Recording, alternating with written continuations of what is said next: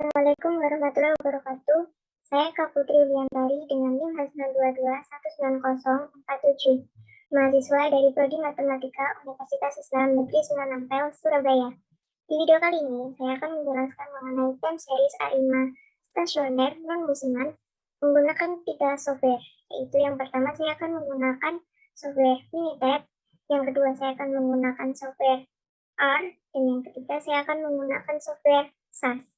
Berikut video penjelasan dari saya. Mulai dari 2019 sampai 2021, kemudian kita plotkan time series, jumlah kedatangan, kemudian time scale-nya kita ke kalender dan monitor. Untuk bulannya kita klik 1 mulai Januari, kemudian tahunnya dari 2019. Data increment-nya kita klik 1, kemudian klik OK. Nah, terlihat sudah plot jumlah kedatangan, kemudian kita ubah data labelnya. Kita klik bulan. Nah, sudah terlihat data plotnya tiap bulan. Kemudian kita lihat ke stasioneran terhadap varian menggunakan Postcode Transformation. Kita klik Start, kemudian Control Chart, Postcode Transformation, kemudian klik jumlah kedatangan, subgroup size-nya klik 1. Nanti kita startnya ke C4. Nah, sudah terlihat jika relative value-nya sama dengan 0. Data tersebut sudah stasioner jika sudah sama dengan 1 relative value-nya. Kemudian kita transformasikan lagi agar relative value-nya sama dengan 1. Klik Start, kemudian Control Chart, Postcode Transformasi, kemudian jumlah kedatangan diganti dengan trans. Kemudian option kita ganti dengan C5, klik OK. Nah, relative value-nya belum sama dengan 1, tapi kita harus transformasikan lagi sampai relative value-nya sama dengan 1. Kita ganti ke trans 2.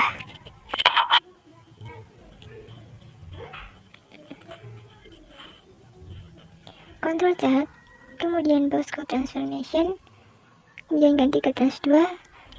Opsinya kita ganti ke C6.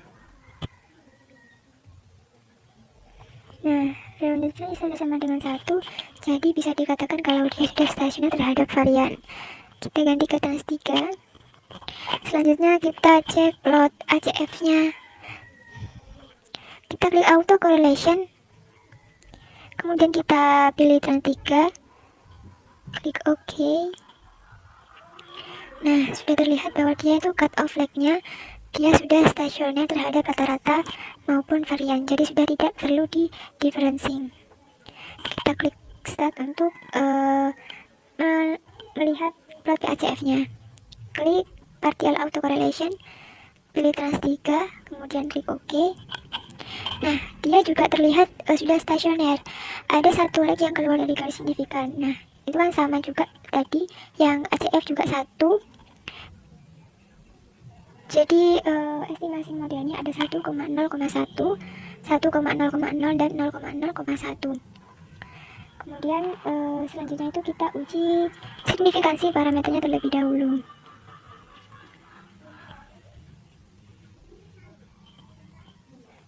Klik Start, kemudian time series A5.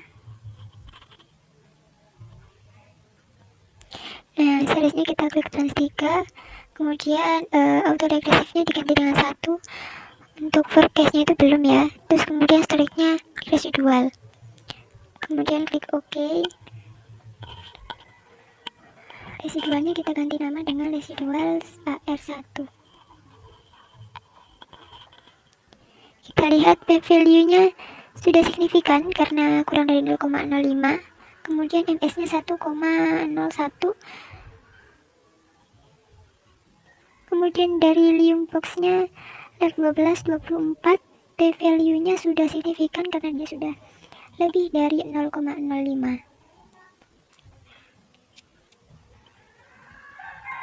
Selanjutnya kita coba estimasi parameter yang kedua. yaitu 0,0,1. Kita klik start, kemudian time series. Oh iya, selanjutnya kita normality test dulu. Jadi residual airnya kita uji dulu, klik OK. Nah, terlihat bahwa sudah tidak jauh dari garisnya, jadi sudah bisa dikatakan kalau residualnya berdistribusi normal.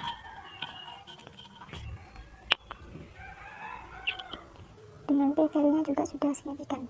Kemudian untuk selanjutnya, model selanjutnya kita klik 0. Untuk trustnya tetap dengan trust 3. Untuk moving average-nya kita klik 1. Klik OK. Residualnya kita ganti dengan residual MA1. Nah, kita lihat p-value-nya sudah signifikan karena kurang dari 0,05. Kemudian NS-nya 1,09. Kemudian Liung box-nya dari Lex 12 sampai 24. Terlihat p-value-nya lebih dari 0,05, jadi dia sudah signifikan. Sudah teruji white noise. Kemudian kita uji residualnya. Residual MA1, klik OK. Nah, sudah terlihat bahwa residual MA1 berdistribusi normal karena tidak berjauhan dengan garis. Kemudian kita uji model selanjutnya. Auto regresifnya diganti 1, kemudian klik OK.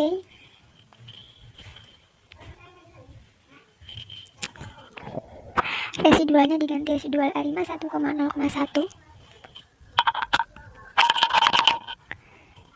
Kemudian kita lihat p-value dari masing-masing parameter, dia tidak signifikan karena lebih dari 0,05. MS-nya 1,04. Kemudian di Liung box-nya p-value-nya signifikan. Nah, tetapi tadi uji parameternya tidak signifikan. Kita tidak menggunakan model ini. Nah, kita lihat residualnya apakah berdistribusi normal atau tidak.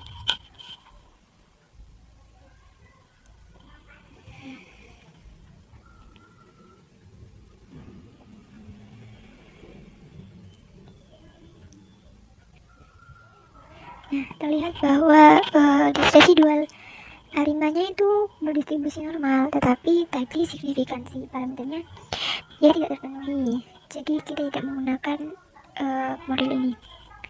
Nah, dari model MA1 sama RA1 kita lihat MSE yang paling terkecil, yaitu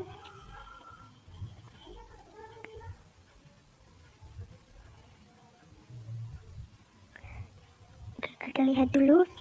Nah, untuk MS yang model 1,0,0 itu ada 1,01, sedangkan yang A5 model 0,0,1 itu ada 1,09.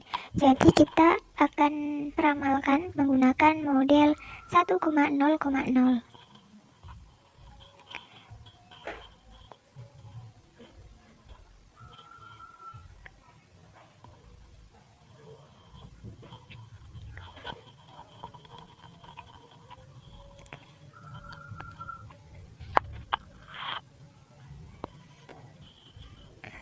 Untuk meramalkannya itu ada start, kita klik start dulu, kemudian time series A5. Untuk modelnya diganti dengan 1,0,0, kita seriesnya ganti dengan jumlah kedatangan. Kemudian store forecast-nya kita pilih kita meramalkan 12 bulan ke depan. Kita pilih kolom yang kosong dengan C19, C11, kemudian klik OK. Nah, disitu terlihat bahwa forecast-nya ada 12 bulan ke depan dari 1600 sampai 1495. Jadi ini ramalan A5 menggunakan software R. Di sini kita bisa menggunakan package Read XL, T-Series, Forecast, LM-Test, NOM-Test, dan NOR-Test. Untuk package library Excel sendiri itu digunakan untuk membaca data atau memanggil data Excel. Kemudian untuk T-Series itu buat time series, Forecast untuk peramalannya, LM non-tes untuk menguji signifikansi parameter. Kemudian non-tes sama non-tes itu untuk normalitas, menguji normalitas. Nah, kita bisa menjalankan dari atas sampai bawah satu persatu, run-nya satu persatu. Untuk datanya itu read Excel, kemudian nama Excel dari datanya yang akan digunakan. Nah, situ kita bisa menekan zoom untuk melihat lebih jelas plotnya. Nah, sudah terlihat bahwa datanya sudah stasioner. Kemudian untuk ADF testnya, untuk mengecek kestasioneran data terhadap rata-rata, terlihat bahwa hipotesisnya sudah stasioner. Kemudian dilanjut dengan mengecek kestasioneran terhadap varian menggunakan Boxcox lambda. Kemudian kita bisa melihat plot ACF-nya, kemudian plot PACF dengan lag maksimum adalah 46. Jadi lag maksimal 46 itu maksimal lag yang akan kita tampilkan. Nah, dari plot ACF sendiri ada 2 lag yang keluar dari garis signifikan. Kemudian dari partial ACF atau PACF terdapat 1 lag yang keluar dari garis signifikan. Jadi kemungkinan modelnya ada 1,0,2, ada 1,0,0, 1,0,1, 0,0,1 dan 0,0,2. Kemudian dilanjut dengan uji signifikansi parameter menggunakan ARIMA. Kita menguji model 1,0,0 taran. Nah, terlihat bahwa p-value dari z-nya itu lebih kecil dari 0,05, maka dia itu signifikan. Nah, p-value-nya itu berlaku untuk semua modelnya. Ini untuk Box-Leung text-nya lebih dari 0,05, jadi dia ini bersifat white noise. Kemudian kita lihat normalitasnya. Nah, p-value-nya juga lebih dari 0,05, maka dia juga berdistribusi normal. Residualnya berdistribusi normal. Itu semua berlaku untuk semua model yang akan kita uji. Untuk 1,0,1 ini taran dulu. Nah, di sini terdapat. Nah, untuk 1,0,1 ini tidak signifikan karena lebih dari 0,05. Untuk Box-Leung testnya dia bersifat white noise, residualnya bersifat white noise, kemudian residualnya juga berdistribusi normal. Kemudian untuk 1,0,2 kita run terlebih dahulu. Nah, ini juga dia tidak signifikan karena lebih dari 0,05. Kemudian untuk residualnya berdistribusi normal, kemudian 0,0,1 kita cek. Nah, dia ini signifikan karena kurang dari 0,05. Untuk Box-Leung testnya dia juga bersifat white noise, kemudian dia residualnya berdistribusi normal. Selanjutnya ada 0,0,2 kita cek. Dia untuk MA1 nya dia bersignifikan, tapi MA2 nya tidak signifikan, jadi model 0,02 ini tidak signifikan. Untuk Box-Leung testnya dia juga bersifat white noise dan residualnya berdistribusi normal. Nah, hanya ada 2 model yang signifikan di semua uji, yaitu model 1,0,0 dan 0,0,1. Nah, dari kedua model itu kita lihat AIC-nya yang paling kecil. Nah, di sini AIC-nya kita lihat mana yang paling kecil. Untuk yang 1,00 itu ada 537,5.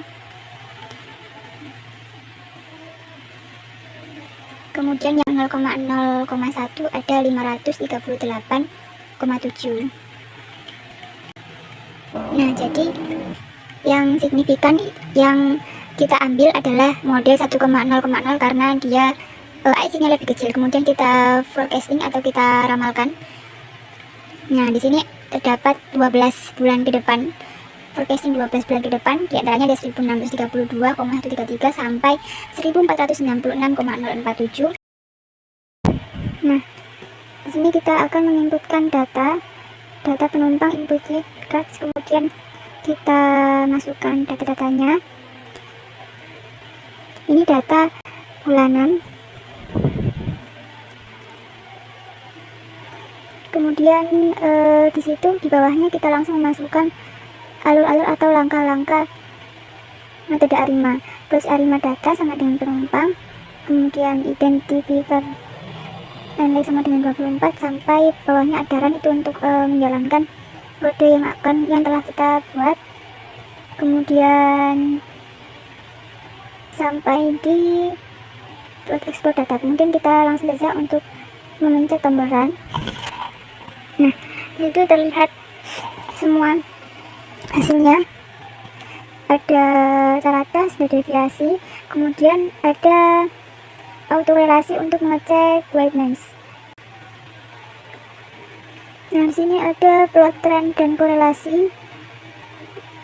Nah, yang pertama itu ada data plot time series data penumpang, kemudian ada ACF dengan 2 leg yang keluar dari garis, kemudian ada BACF dengan 1 leg yang keluar dari garis, dan IACF nya itu juga ada 2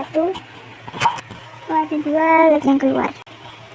Jadi estimasi modelnya ada parameter AR1.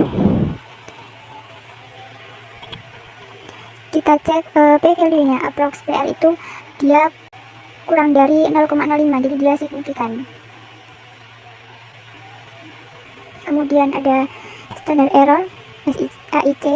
Kemudian untuk cek residualnya, nah disitu terlihat bahwa P value nya lebih dari 0,05, jadi model itu sudah bersifat white noise. Kemudian kita cek korelasi residualnya. Nah, terlihat plot distribusi normalnya sudah normal. Kemudian di plotnya juga dia tersebar tidak berjauhan dari garisnya. Nah, ini adalah forecast hasil peramalan untuk 12 bulan ke depan. Nah, ini untuk plot peramalannya. Situ terdapat garis prediksi berada di tengah-tengah perkiraan data itu tersebar. Demikian video penjelasan dari saya. Apabila ada salah kata dan ada kurangnya, mohon maaf. Wassalamualaikum warahmatullahi wabarakatuh.